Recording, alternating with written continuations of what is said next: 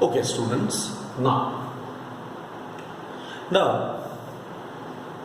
we are coming to this point here. As I told you, in the right angle triangle AOB, you refer to this figure AOB. What we are getting? AB by BO, perpendicular by hypotenuse, AB by BO, and here sin R. In the right angle triangle ABI, we are getting sin R is equal to AB by BI. If you take now Snell's law, according to Snell's law, if I take here, this has the incident ray is OB, and refracted ray is corresponding this. Then incident ray is in the denser medium, and refracted ray, angle of incidence is in the denser medium, angle of refraction is in the rarer medium. That's why what we shall write? B mu A is equal to sin I by sin R. I hope you all remember what is the sense of using. This is the sense of using the Snell's law. Snell's law ऐसे लगेगा तो what we shall get ultimately? Bi by BO. Alright. What is this? B mu A is the refractive index of rarer with respect to denser. Look, this is, I told you in the last class. What is the meaning of B mu A? It is the refractive index of rarer with respect to denser. Actually, it does not carry any meaning. If I say refractive index of the rarer with respect to denser, it does not carry any meaning. Generally, refractive index is taken of a denser medium with respect to rarer medium. So, what we shall do? So, A mu B should be BO by BI. Okay, now for small aperture of the eye. For the small aperture of the eye, what we shall have? For the small aperture of the eye, we shall have A and B are too close, and hence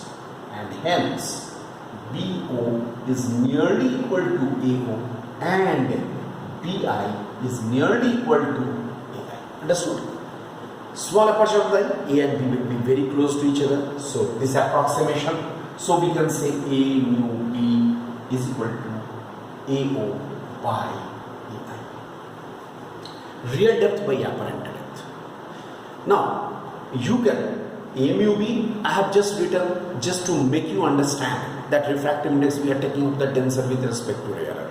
You can write it like this also, no problem. AO by AI. You can write it like this also. Only the sense should not be changed. Mu means, mu always indicates the refractive index of the denser with respect to the rarer. That sense should never be changed. So I hope it can be easily written. Now, what we are getting? We are getting another definition of the refractive index.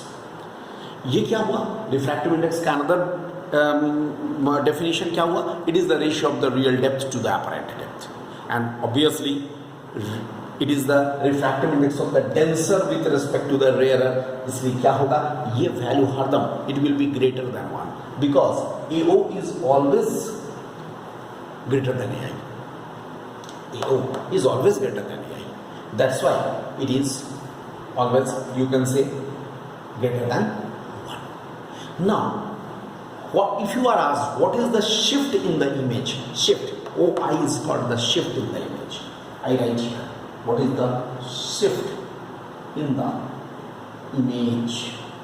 Let us find out the shift in the image. What is this? OI should be equal to how much? AO minus AI.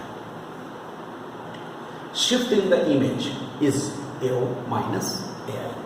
AO, I take AO common 1 minus AI by AO. Or we can write, this is, OI is the shift, AO is the real depth, 1 minus 1 by mu. Or we can say, which implies here OI shift is equal to AO times mu minus 1 by m. This is the sheet. There are so many practical applications, you can say.